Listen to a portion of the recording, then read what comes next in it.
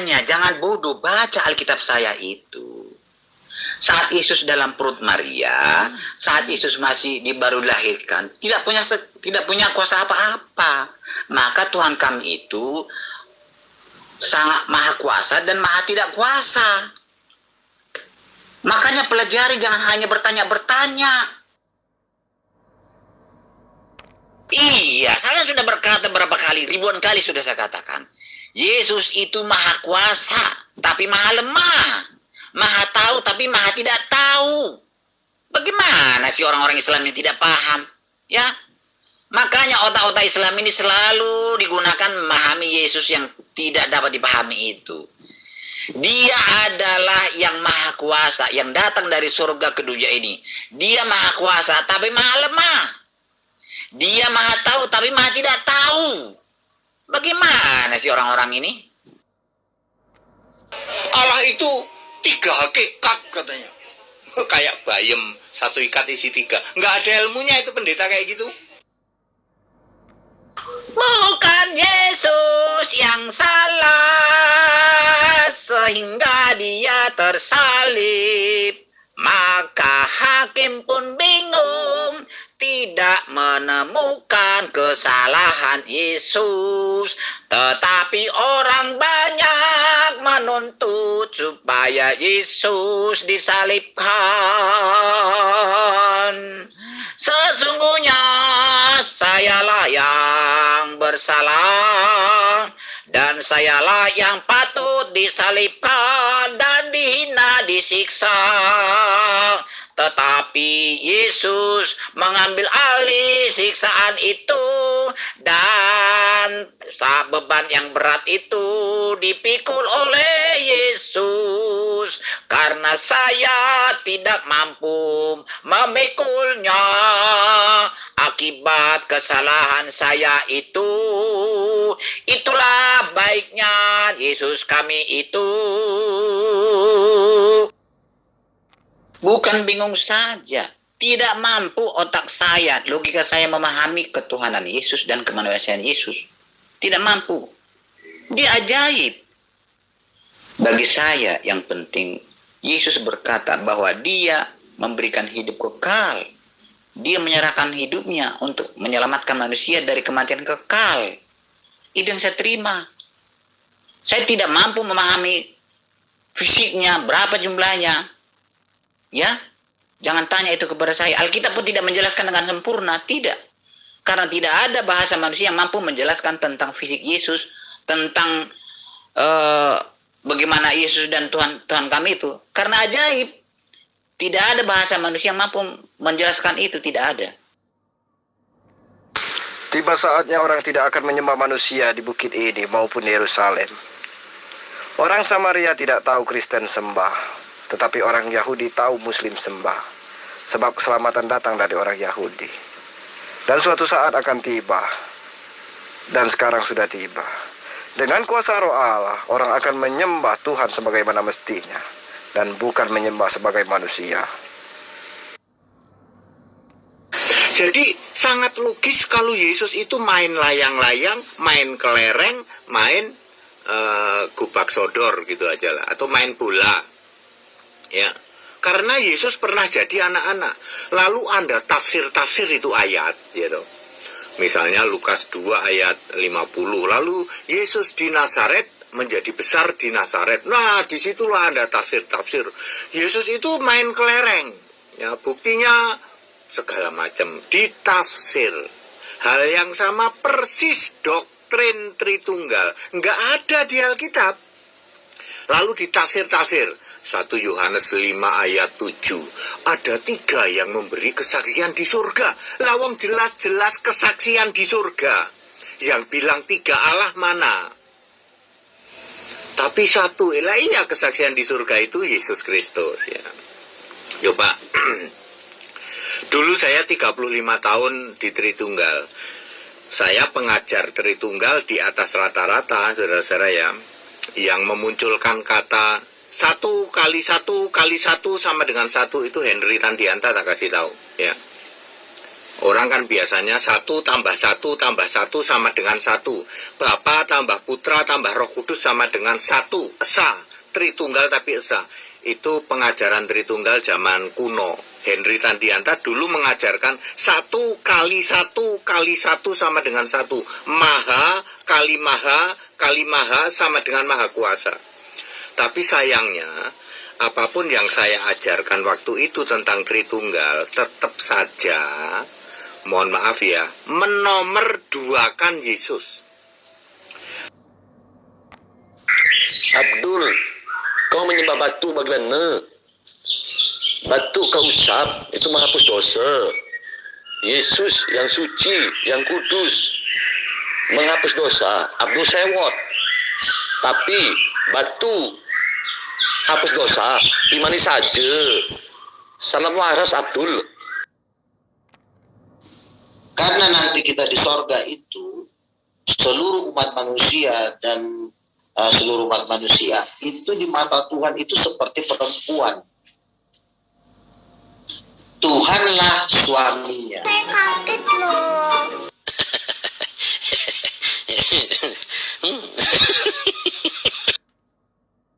Anak manusia Yesus, emangnya lu lihat dia keluar dari itu pohon beringin? Enggak kan?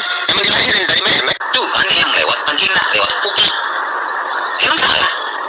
Tuhan kami itu pernah lihat bukit. Tuhan kami itu pernah lihat bukit. Tuhan kami itu pernah lihat bukit. Ya, pelir kita itu adalah lambangnya juga ketuhanan, sebab dia adalah 3. Ya, jakar dan 2 telur.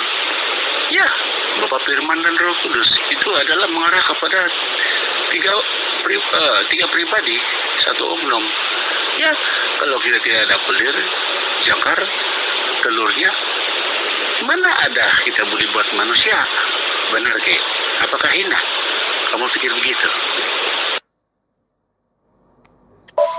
Kontolnya adalah reality kehormatan.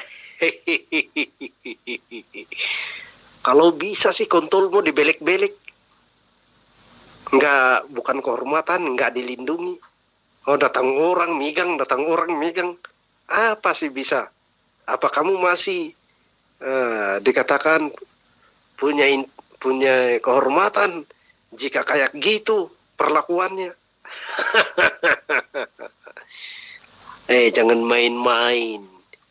Kontol adalah mewakili bahagian kehormatan dalam hal kekudusan.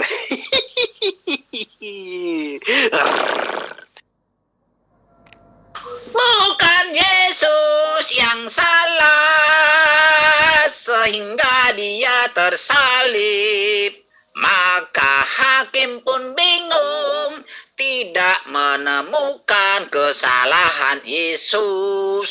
Tetapi orang banyak menuntut supaya Yesus disalibkan. Sesungguhnya sayalah yang bersalah, dan sayalah yang patut disalibkan dan dihina, disiksa. Tetapi Yesus mengambil alih siksaan itu, dan beban yang berat itu dipikul oleh Yesus. Karena saya tidak mampu memikulnya akibat kesalahan saya itu. Itulah baiknya Yesus kami itu. Jangan modal asumsi, Bu. Kita selesaikan. Kenapa Allah Arab tidak bisa turunkan mukjizat? Iya, karena kamu cuma membaca teksnya tanpa percaya atau minta Yesus tunjukkan kuasanya. Ya, saya tidak heran. Sebab ini akhir zaman dan orang-orang yang antikris itu udah kesetanan sebab mereka tahu waktunya sudah dekat. Mereka akan menyesatkan dengan segala cara. Yang datanya kurang bilang orang nyungsep, aduh parah. Woi, goblok itu yang definite, pasti goblok ya. Ketika Allah ditantangin sama orang kafir untuk azab mereka dengan hujan batu, bukannya orang kafirnya mati tetapi Allahnya kabur. Itu baru dongeng. Al-Anfal 31-34. Ayo ditarik, cuk. Ya, orang kafir. Hai Muhammad, kirim binasakanlah kami dengan hujan batu. Terus Allah bilang apa? Sorry, Allah lagi sibuk hari ini, Tong. Besok-besok aja kau datang lagi ya. Nah, bedanya Musa dengan Yesus itu apa? Musa pakai tongkat. Yesus pakai apa? Coba. Pakai mulutnya. Langsung terjadi. Pakai itu otak. Tong, kalau bawa data yang lengkap. Dan lagi, apa bedanya Musa dengan Yesus? Goblok full.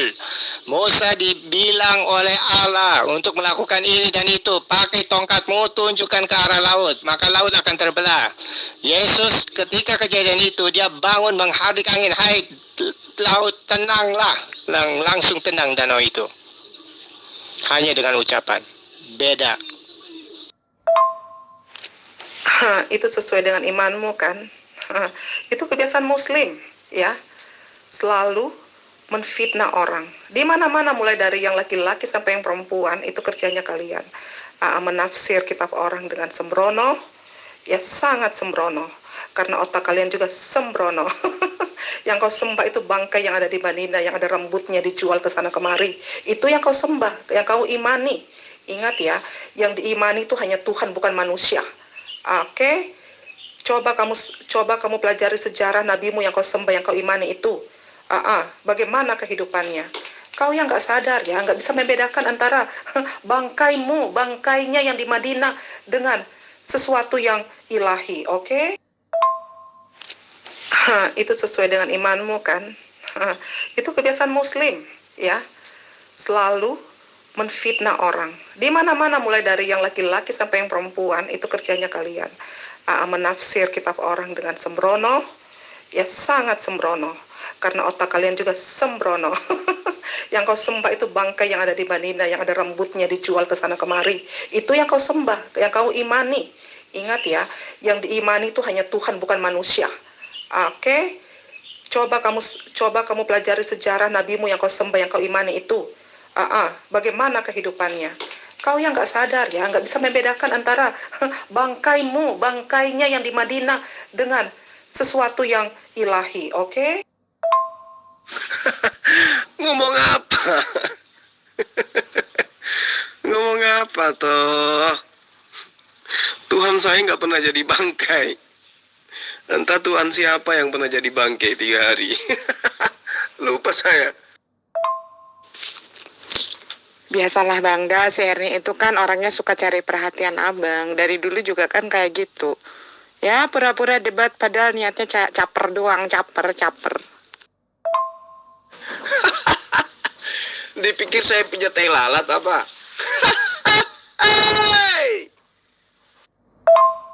Masih tidak mau ngaku Tuhanmu bangkai yang di Madinah itu kuburannya yang kamu pergi ke sana? Minimal kumpulin duit bertahun-tahun hanya untuk mau pergi ziarah ke kubur bangkai. Itu bukan bangkai ya, yang di dalam kuburnya itu. Yang dikatakan bangkai itu sesuatu yang pernah hidup lalu menjadi mayat. Dan itu Tuhannya siapa yang pernah jadi mayat? Mbak Herni ini ada-ada aja. Lucu deh. Masih tidak mau ngaku Tuhanmu bangkai yang di Madinah itu kuburannya yang kamu pergi ke sana? Minimal kumpulin duit bertahun-tahun hanya untuk mau pergi ziarah ke kubur bangkai. Itu bukan bangkai ya, yang di dalam kuburnya itu. Jadi begini Mbak Herni, ya jangan kamu pikir saya punya tai lalat, nggak ada ya. Di dalam Keluaran 23 nomor 14 di kitabnya Nabi Musa diterangkan begini, Shaloshi regalim tu hak lil hasana. 3 kali setahun haruslah engkau mengadakan hak. Apa hak itu? Haji. Jadi kata Ibrani hak itu hari raya, perayaan atau festival. Itu paralel dengan dalam bahasa Arab itu haj. Ya, hak. Itu dalam bahasa Ibrani hak, dalam bahasa Arab haj. Sama ya. Jadi 3 kali setahun itu harus berhaji, umroh atau haji besar. Itu sudah dinubuatkan itu. Makanya kamu belajar lagi ya. Jadi orang ke sana itu bukan untuk ziarah bangkai. Orang ziarah itu karena menggenapi nubuatan. Itu yang perlu kamu pahami ya. Banyak kemudian nubuatan-nubuatan yang diceritakan di dalam kitabnya para nabi, di mana Mekah itu adalah tujuan ziarah atau berhaj. Ulangan 12 nomor 5. Tetapi tempat yang akan kupilih, yaitu dari segala sukumu sebagai kediamannya untuk menegakkan namanya di sana, tempat itulah harus kamu cari. Jadi mereka orang Israel ini disuruh cari suatu tempat di mana tempat itu menjadi tempat pusat nama Tuhan dimuliakan. Ya, ke sanalah harus kamu pergi. Ulangan 12 nomor 5. Di dalam Ulangan 12 nomor 11, maka ke tempat yang dipilih Tuhan Allahmu untuk membuat namanya diam di sana, haruslah kamu bawa semuanya yang kuperintahkan kepadamu, yakni korban bakaran, korban sembelihan, persembahan perpuluhan, dan persembahan khususmu, dan segala korban nasarmu yang terpilih yang kamu nasarkan kepada Tuhan. Jadi kalau umat Islam itu kemudian ke sana mengorbankan harta, itu memang sudah dinubuatkan. Kamu jangan sakit hati lah, ya. Ulangan 12 nomor 14. Tetapi di tempat yang akan dipilih Tuhan, di daerah salah satu sukumu, di sanalah harus kau persembahkan korban bakaranmu, dan di sanalah harus kau lakukan segala yang kuperintahkan kepadamu. Harus dicari tempat itu. Ulangan 12 nomor 21. Apabila tempat yang akan dipilih Tuhan untuk menegakkan namanya di sana terlalu jauh dari tempatmu, maka engkau boleh menyembelih dari lembu sapimu dan kambing dombamu yang diberikan Tuhan kepadamu, seperti yang kuperintahkan kepadamu, dan memakan dagingnya di tempatmu sesuka hati. Jadi ayat ini, data ini itu sangat mirip dengan praktik ritual haji dan penyembelihan hewan korban dalam festival tahunan Idul Adha dan lebaran haji, ya, atau lebaran haji, atau dalam bahasa Ibrani haj, ya. Haj itu bahasa Ibrani, haj dalam bahasa Arab. Pahami itu ya. Memang menyakitkan, tapi mau kayak mana lagi? Memang harus kayak begitu ya. Islam itu agama rahmatan lil alamin. Islam itu agama yang benar, bukan agama karang-karang. Seperti kamu ya, ada yang nyembah namanya juga lalat, pasti suka bangkai. Nyembahnya juga mantan. 3 hari loh, katanya 3 hari 3 malam jadi mayat. Aduh, suka bangkai sih, lalat. Iya, gue tahu. Itu kan orang Samaria. Nah, orang Samaria itu kira-kira kaum sejenis ente bukan? Hah? Yang suka tinggal di padang pasir itu kaum sejenis ente bukan? Nah, jangan lu paksain bangsa lain itu anjing, tapi bangsa lu sendiri lu gak mau akui sebagai anjing. Iya, gue paham. Makanya lu kan ngatain siapa yang hidup di padang pasir lah. Tuhan lu hidup di padang pasir enggak? Tuhan lu hidup di gurun enggak? Gue tanya itu. Jawab. Yesus mengatakan orang yang percaya kepada dia tapi bukan Bani Israel, Yesus sebut anjing. Nah, situ ngaku percaya dan situ bukan Bani Israel. Berarti situ yang kena. Saya yang bingung jadinya. Kamu itu anjing atau lalat? Tuhan Yesus tidak tinggal di padang gurun. Mana ada padang gurun di Yerusalem? Lu jangan ngaco, Tong. Makanya, kalau lu mau pinter Kristen, ya lu baca Alkitab, jangan baca Quran. Ngerti? Israel bukan padang gurun. Baru tahu saya. Aduh, lucu ah.